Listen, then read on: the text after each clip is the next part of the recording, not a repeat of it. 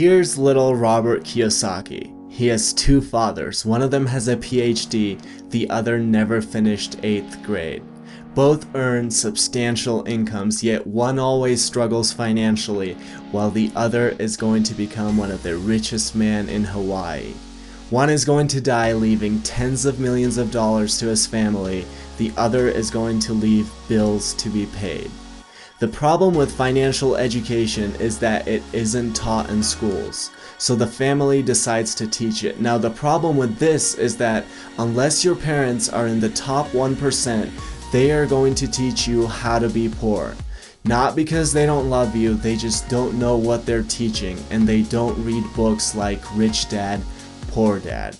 My story is very similar. I was taught how to be poor. Then I went to the Air Force Academy and studied economics and took accounting and investing classes. I did complicated regressions on economic data and balanced complex balance sheets. Yet I've received more pragmatic advice by reading a single book from Kiyosaki than I did by taking 4 years of complicated classes. I never had a rich dad, but I have many rich dads now.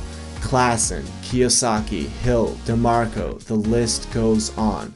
So if you weren't born in the top 1%, let's learn from Kiyosaki, who learned from his rich dad. You have to know these two words, assets and liabilities. Now, forget what you might have learned in your accounting classes. We're going to define them in very simple terms. An asset is anything that puts money in your pocket. A liability is anything that takes money from your pocket.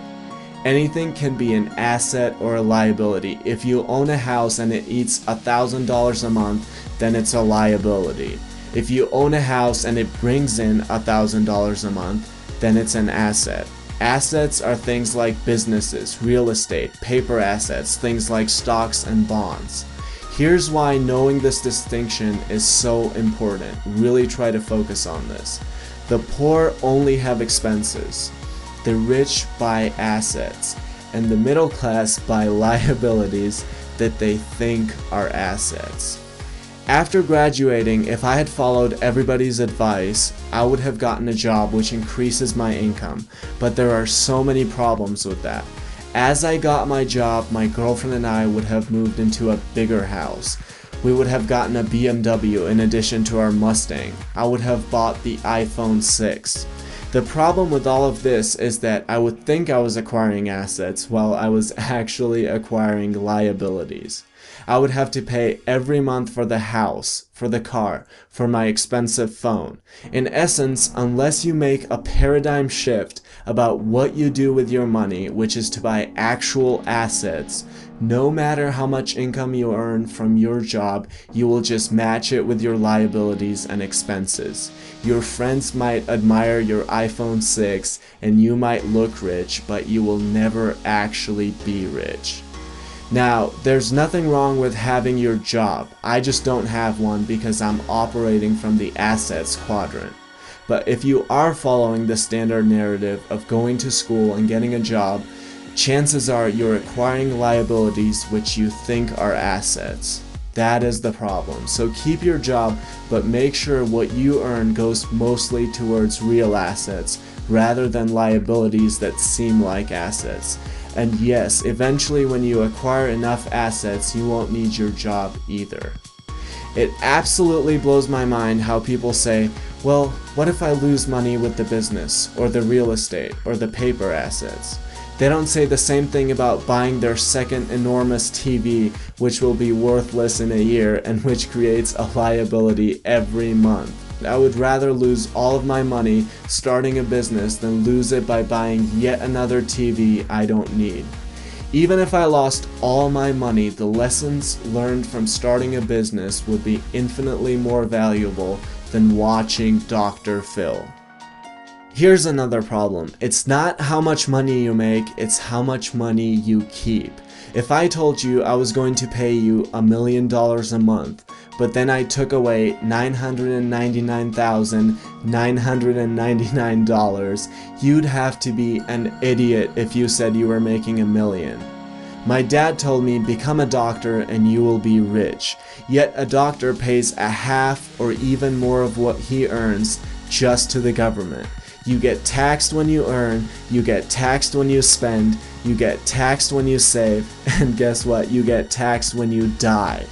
On the other hand, you could operate from the assets quadrant and pay sometimes 0% in taxes. I have doctor friends who are more financially anxious than my absolutely broke friends. Here's a short history of taxation. Years ago, there was no tax, in Great Britain or in the United States.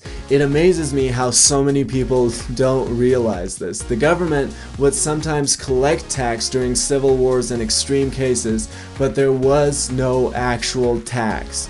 Well, the government realized that the poor and the middle class were idiots. The masses looked up to the idiotic story of Robin Hood and actually admired it. So the government decided it was going to leverage that. It said, hey guys, let's put a tax on the rich so you idiots can get more money from them. Well, of course, all the idiots agreed and voted for it.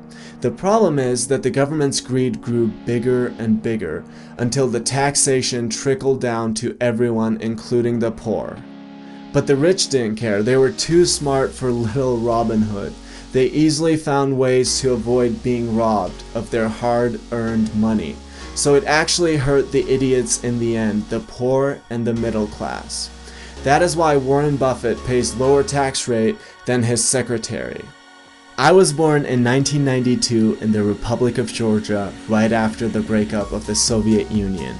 If you think I worked my ass off in poverty for 2 decades, so one day I could come to another communist state, you must be out of your mind. You must be out of your mind if you think I'm going to share over half of what I earn with blood and sweat with people who want to sit on their ass and watch TV all day and collect the benefits the government hands out to them so they can get re-elected.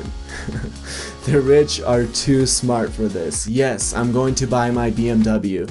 I'm just going to buy it for my corporation. A poor person thinks of a bunch of buildings when he thinks of a corporation, when in reality it's really a folder full of papers. A folder full of papers that allows the rich to make all the expenses and then pay the taxes at the end.